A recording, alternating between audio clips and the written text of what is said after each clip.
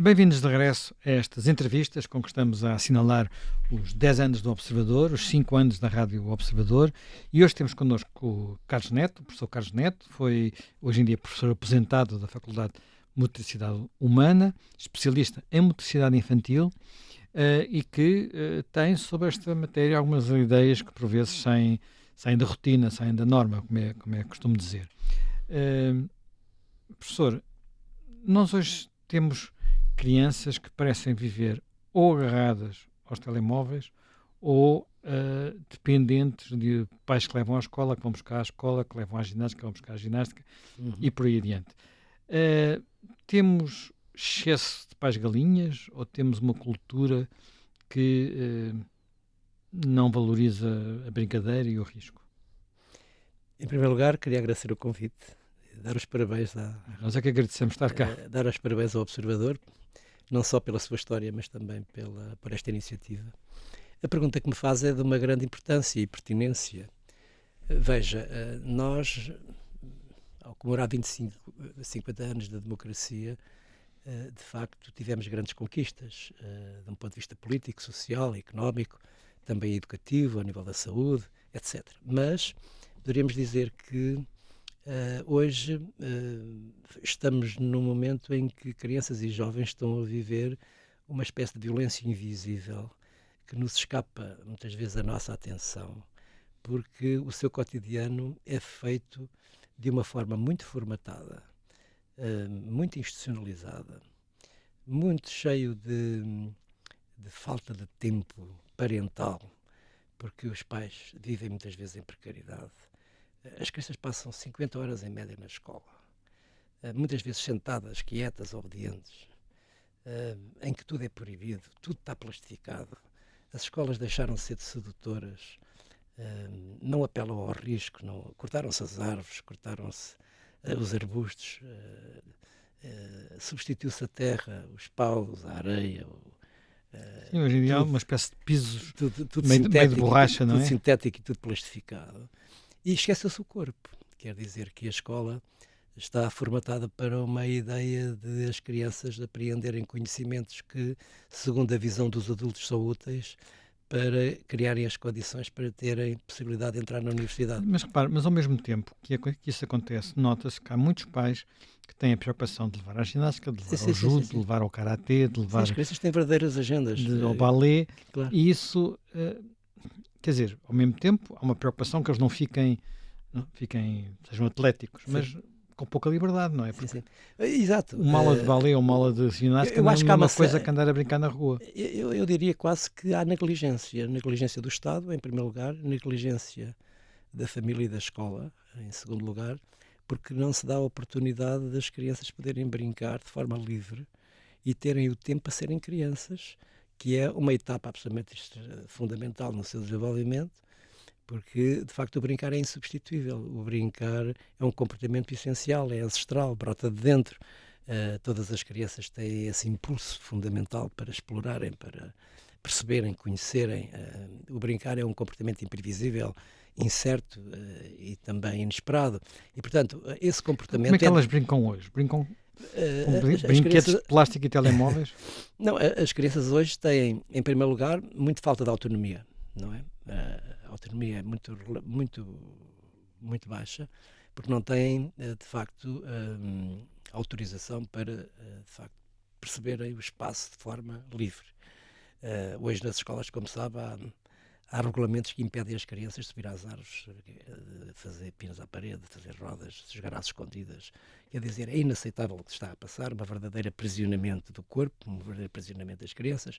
Ninguém me explicou até hoje, de um ponto de vista científico, o que é o conceito de intervalo escolar. O que é o...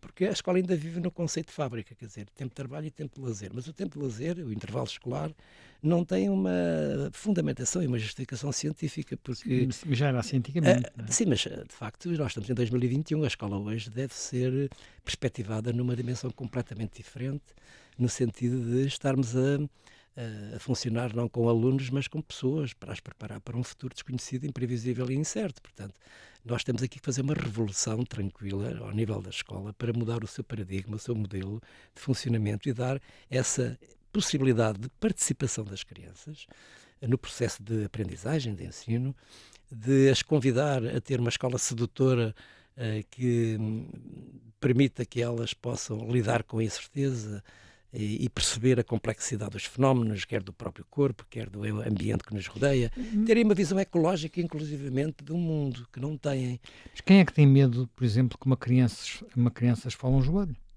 São os pais que são exigentes? É a Há uma escola que cultura do está medo que se atualizada? instalou na sociedade portuguesa. Nós ainda não acertamos o passo com o resto da Europa. Você, como pode ver, nos países da Norte da Europa anda tudo selvagem, as crianças andam no meio da natureza. Mas mas sobretudo os países nórdicos. Sim, os países nórdicos têm uma visão muito mais espartana da educação.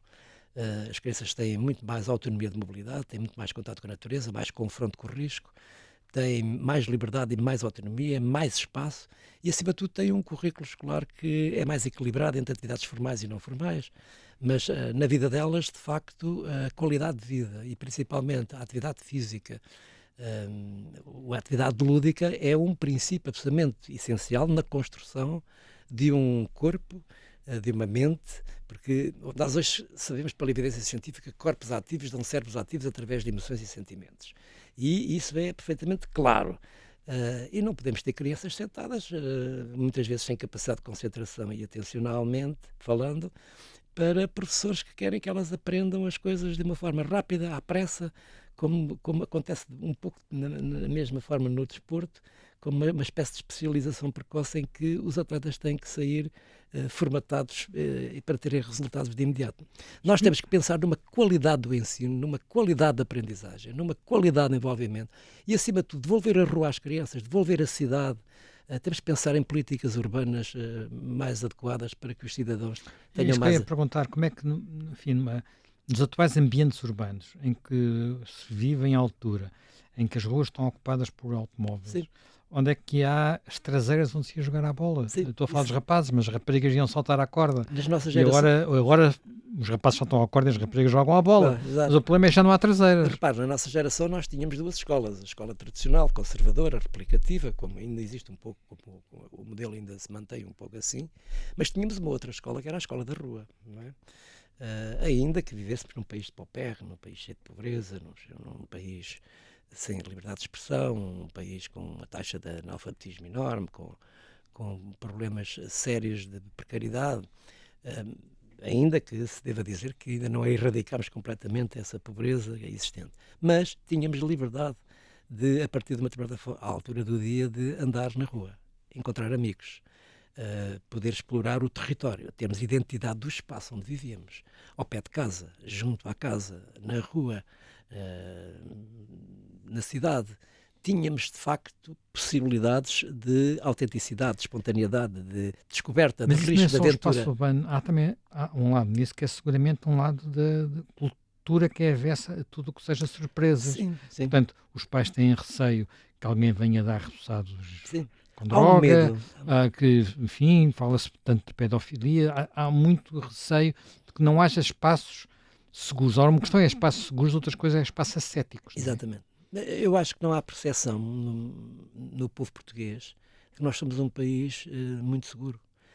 Aliás, nos rankings internacionais somos o terceiro ou quarto país mais seguro do mundo. Somos o país mais visitado do mundo. Não há razão para esta pandemia do medo que se instalou, não é? De guardar as crianças que andam agarradas por um lado por uma mão e pelo outro andam com o telemóvel, andam com os ecrãs. Quer dizer, hoje vivemos aqui uma situação dramática, em primeiro lugar, de grande sedentarismo, que é um grande problema de saúde pública, que atinge a infância, mas atinge todas as outras idades. Nós estamos com mais obesidade nas crianças? Sim, sim, aumentou significativamente e, aliás, saiu agora um relatório do Atlas Obesity 2023 que coloca um cenário dantesco para o futuro em Portugal no aumento de 2,3 por ano de excesso de peso e, portanto, aliás, de obesidade, o que significa que num espaço de 10 anos nós teremos uma população infantil com um problema gravíssimo de saúde pública, não é? Para além de todas as consequências que isso tem na imagem do corpo, até no propriamente do sucesso escolar. Portanto, há aqui uma série de problemas que não estão a ser colocados na agenda política e que, do meu ponto de vista, é um erro absolutamente inacreditável. porque ninguém pensa nos direitos das crianças, ninguém pensa na vida delas, ninguém pensa na vida das famílias. Tem que haver aqui uma concertação social e política de políticas públicas ousadas para que tenhamos um trabalho em rede, uma governança coletiva, de melhorar a qualidade de vida dos cidadãos portugueses entre a família, a escola e a comunidade. E nesta perspectiva precisamos de pensar de uma forma mais séria a questão da lei laboral. Portanto, como é que os pais têm possibilidade de ter tempo para os filhos, porque a norte da Europa, a partir das 3 da tarde, todos os pais têm possibilidade de ir buscar os filhos e irem com eles para a natureza, poderem andar de bicicleta, poderem Por andar regra, a pé. também começam a trabalhar mais cedo. Sim, evidentemente, mas temos que mudar eventualmente os modelos e as estratégias de funcionamento do trabalho, não é? Porque eu vi na Austrália, vi no Canadá, vi em outros países em que as famílias têm tempo para os filhos. Enquanto que em Portugal elas passam a vida com uma escola a tempo inteiro. Esta escola a tempo inteiro passam a vida nas escolas, completamente aprisionadas. E depois peço uma pergunta. Quando falamos de ecrãs, temos tendência a falar dos telemóveis. Sim. Mas a televisão não tem, às vezes, o mesmo efeito. Claro que sim. Repare, há imensa investigação científica sobre os efeitos positivos e negativos da utilização de dispositivos digitais. É preciso distinguir o que são dispositivos digitais lúdicos e o que são dispositivos digitais para fins pedagógicos ou para fins de aprendizagem escolar. No que respeita aos dispositivos lúdicos, as grandes agências internacionais, de facto, desenvolveram uma capacidade de sedução enorme, não é? De narrativas simbólicas que capturam completamente, bombardeiam completamente, do ponto de vista sensorial e perceptivo, as crianças. E elas ficam sentadas. E os pais ficam crentes que... Descansados, mas não é verdade. Porque não ficam descansados até porque não gritam, não estão a ser, não estão a pedir para contar histórias. Mas ninguém percebe que depois ficam altamente excitadas e com problemas sérios. Porque, repare, até aos 3, 4 anos não deveria existir ecrãs. Quanto mais um pequeno filme com a supervisão, portanto, da família. Mas hoje, repare que nós já temos crianças a partir do 2º ciclo em que já têm smartphones e iPhones. E, portanto, saem da sala de aula e ficam logo ali sentados. Quer dizer, hoje os espaços das escolas vivem em silêncio. Hoje já não há ruído, porque as crianças estão completamente dependentes, é uma espécie de ópio mental que se assolou no corpo dos jovens e, portanto, com problemas sérios. Temos hoje problemas nas redes sociais, na internet, nos jogos online, portanto, problemas gravíssimos ao nível da saúde mental, da saúde física. Há crianças que já não conseguem sair de casa. Nós temos vindo a fazer investigação e observação destas situações e temos crianças com problemas gravíssimos de depressão, de ansiedade. Mas o que me preocupa, o que me preocupa mais é, acima de tudo, a questão da saúde física, porque toda a gente fala na saúde mental, mas ninguém fala da saúde física. Nós temos que ter uma estratégia nacional para a prevenção da saúde pública. Isto passa pelas primeiras idades. Como é que educamos estas crianças a terem um maior equilíbrio entre a realidade virtual e a realidade do mundo real? E como é que a pandemia e o obrigatório de ficar em casa, Portugal bateu recordes nesse domínio, houve mais tempo de ficar em casa das crianças, mais tempo de usar máscaras. Como é que tudo isso impactou esta realidade? Da minha experiência de investigação e também como professor formador na universidade e também como trabalho em direto com as crianças, noto 4 parâmetros que para mim são muito preocupantes, como efeitos dessa fase pandémica.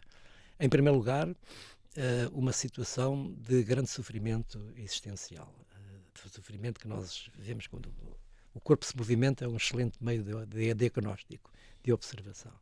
Nota-se um sofrimento que ainda está presente principalmente naquelas crianças que tinham baixa idade e que estão hoje agora a entrar no primeiro ciclo de escolaridade. Em segundo lugar, uma decadência de competências motoras. As crianças deixaram de ser capazes de utilizar o corpo em certo tipo de perícias corporais, em destrezas, em capacidade de superação, etc. Em terceiro lugar, noto, acima de tudo, uma grande instabilidade motora, isto é, uma excitabilidade motora. É diferente de hiperatividade, mas uma excitabilidade motora muito grande por terem estado fechadas, terem estado, portanto, quer na sala de aula, quer em casa, fechadas muito tempo e muito expostas portanto, a um ensino, portanto, online, um ensino à distância. E em quarto lugar, e esse para mim é um dos fatores mais importantes, a falta de socialização. As crianças deixaram de estar com os amigos, deixaram de brincar com os amigos, deixaram de ter tempo e espaço para sair à rua. Não recuperaram? E não recuperaram. Do meu ponto de vista, ainda não recuperaram. Ainda se nota muitas doenças que ainda vão ser surpresas para muitos de nós, porque nós desconhecemos exatamente esses efeitos que estão dentro do corpo e ainda se têm necessidade de se manifestar. Se olharmos para a linguagem não verbal, para a linguagem corporal, para a linguagem propriamente dita, nós percebemos que as crianças estão mais vulneráveis, estão mais imaturas, não é? E isso depois cria um problema sério do ponto de vista de capacidade de aprendizagem, de conhecimentos muito mais abstratos, quando o corpo não está preparado, não é? E, portanto, o corpo é o arquiteto do cérebro. O corpo foi muito penalizado com a pandemia, não é? E, de alguma forma, nós tivemos programas, políticas para contrariar isso, para recuperar isso. Não é só recuperar a saber ler e escrever. Eu costumo dizer que a política do Ministério da Educação, quando implementa um programa sobre recuperação das aprendizagens escolares, obviamente que foi uma boa medida, mas essa medida tem que ser acompanhada de um plano de recuperação destas experiências espontâneas, dessas experiências básicas das que as crianças têm que ter, do ponto de vista lúdico, do ponto de vista desportivo, do ponto de vista artístico, que são matérias que estão esquecidas, portanto, na escola, secundarizadas, não é? E que elas são o ânimo que faz com que a nossa existência tenha prazer, que tenha capacidade de sobrevivência, de capacidade de lutar contra a adversidade, capacidade de transcendência, capacidade de superação. Hoje as coisas não sobem às árvores. Elas sobem, mas não descem. Quer dizer que o medo está generalizado no corpo. Hoje olhamos para os joelhos das crianças e não vemos joelhos esfolados. As crianças têm os joelhos todos limpos. Hoje o que temos nas escolas, na sociedade, são crianças limpinhas e com um código de conduta extremamente disciplinado e obediente, não é? É necessário que as crianças magoem, é necessário que elas sujem. Claro. Aliás, eu devo confessar que ainda recentemente, há 2 semanas, saiu uma nota da Sociedade Americana de Pediatria em que, portanto, convida a sociedade canadiana a implementar legislação para melhorar as atividades de risco, ou melhor, o brincar arriscado em crianças. Significa isto? Isso é completamente, digamos, os pais de hoje não se portam sequer essa ideia. Pois é, porque têm medo. A cidade está cheia de medo. Medo em casa, medo na escola, medo na rua. As crianças vivem debaixo de tetos, teto da casa, teto do carro, teto da escola. Até nas atividades extracurriculares vivem debaixo de tetos, não têm contato com a natureza, perdeu-se os corredores ecológicos, as cidades estão cheias de cimento e cheias de automóveis, a urbanização é caótica, não temos planos, de facto, de urbanização amigos das crianças e dos cidadãos, não convidamos os cidadãos a virem para a rua, quando a temos conviver. jardins não se pode pisar a relva. Exatamente, portanto, há aqui, 50 anos depois do 25 de Abril, vivemos ainda uma situação de autofagia, quer dizer, de um algoritmo que criou na sociedade portuguesa uma espécie de medo de existência do seu próprio corpo e de confronto com o risco. O confronto com o risco é das coisas mais importantes no desenvolvimento humano. A criança, para se pôr de pé, em média 12 meses, que é uma conquista notável, para começar a andar, teve que cair muita vez. E, portanto, as memórias dos pais estão apagadas do ponto de vista das suas infâncias e não conseguem perceber que dar liberdade, dar autonomia, obviamente um risco controlado. Não é grave se uma criança tiver uma escoriação ou mesmo um braço partido, isso não é grave. Faz parte do desenvolvimento humano. E, portanto, este medo generalizado que existe na sociedade portuguesa leva a que as crianças estejam a sofrer imenso. E mais, e há uma correlação muito forte com o sucesso nas aprendizagens escolares. Nós não fazemos essa relação, mas se um corpo desconhecido, um corpo que não se investe, um corpo que não se confronta, um corpo que não se supera, um corpo que não tem resiliência, evidentemente que é um corpo imaturo, que é um corpo que tem dificuldades de adaptação, tem capacidades, tem dificuldade de criatividade. E, portanto, queremos fazer deste país um país de empreendedores, mas um país de empreendedores imaturos e totós. Quer dizer, de facto, temos que inverter estas lógicas, como os países da Norte da Europa fizeram. É uma educação muito mais espartana, em que eles são colocados perante problemas, para resolver problemas, subir uma árvore, andar na neve, andar na chuva, Repare, em Portugal cai um pingo, entra tudo para dentro, cheio de medo. O maior problema dos autarcas é os telheiros e agora, mais recentemente, os telheiros à porta da escola para os pais não apanharem chuva. Portanto, temos uma sociedade demasiadamente protetora, super protetora, eu diria de uma forma patológica. Sim, mas diga-me uma coisa, o facto de nós hoje termos, e a gente está já com muito pouco tempo, mas o facto de nós hoje termos pais, por regra, são mais velhos, portanto, tem-se o primeiro filho, muitas vezes depois dos 30, e menos filhos, portanto, um investimento maior em cada filho não complica muito É verdade, dizer, é verdade. a situação. Quer dizer, quando se tem 2, 3 irmãos, os irmãos cuidam dos mas- outros. mas- Quando não há irmãos, Sim, mas também é verdade que, de facto, havendo menos filhos por unidade familiar e havendo mais preocupação sobre a vida dos filhos e a sua segurança, os pais têm uma dificuldade em perceber que ter um filho seguro só é possível se confrontar com o risco. A vida a vida é um risco. A nossa existência é um risco. Não há risco zero. E, portanto, a vida tem que ser percebida, vivida na incerteza, vivida, de facto, numa... E o risco não é só físico, o risco é mental, é social, é também emocional. E, mais recentemente, o risco é digital. Eu hoje vejo pais muito preocupados se as crianças levam um grãozinho de areia da escola para casa ou se, eventualmente, vão sujas para casa e não estão preocupadas com os perigos que entram pelos ecrãs dentro, os perigos digitais, que são muito mais complexos. Eu tenho mais preocupação com mazelas emocionais que ficam ao longo do desenvolvimento da criança do que propriamente um arranhão ou uma escoriação. Hoje os pediatras nos hospitais estão muito preocupados porque estão a aparecer crianças que, por terem caído de uma cadeira ou terem escorregado, partiram uma perna ou tiveram um acidente determinado. Porquê? Porque não têm capacidade de adaptação motora, não têm capacidade de se adaptarem a circunstâncias novas, inesperadas. Nós, quando brincávamos na rua, e brincávamos de diversas maneiras, brincávamos com uma lata de Coca-Cola entre duas sarjetas, ou brincávamos nos rios, assaltávamos os castelos, conhecíamos todas as ruas, conhecíamos todos os amigos, andávamos à luta, à perseguição, o jogo da apanhada, o jogo das escondidas. Hoje ninguém faz esse tipo de brincadeiras que são ancestrais, fazem parte da infância. Isso hoje não se pratica e, aliás, é proibido. Qualquer dia teremos um letreiro à porta das escolas a dizer é proibido brincar, é proibido correr. Isto é inaceitável, porque o corpo está menorizado, o direito a brincar está esquecido, não há tempo nem espaço, quer em casa, quer na escola, quer na rua, na comunidade, para as crianças, de facto, desfrutarem aquilo que é um desenvolvimento saudável, para ganharem um estilo de vida ativo para o resto da vida, que é isso que é essencial. Porque quando pensamos na saúde, nós não podemos pensar na doença, temos que pensar também na prevenção. E a prevenção começa com políticas públicas ousadas nas primeiras idades. É tudo aí que começa. E por isso é que a escola é tão importante como um pilar fundamental na organização social, política e económica de um país.